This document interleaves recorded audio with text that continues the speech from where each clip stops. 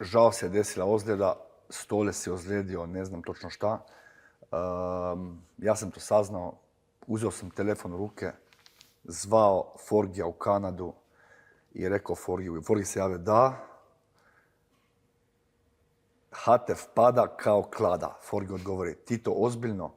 Hatef pada kao klada, zovi Zelga, prekidam, zovem Zelga. Zelk dogovori, prekidam, zove me za 2 minute Zelk, nasmijan, imamo dogovoren meč, tako da, ljudi, 24.5. uključite TV, gledajte ovaj meč, pošto takvo nasilje koje ću ja izvesti nad ovim iranskim Njemcom, još niste vidjeli na TV-u, još niste vidjeli uživo, još niste vidjeli nigdje. Znači, uđem u kavez i počnem gazit po Hatefu dok Zorić ne povuče Rokija iz Hatefa.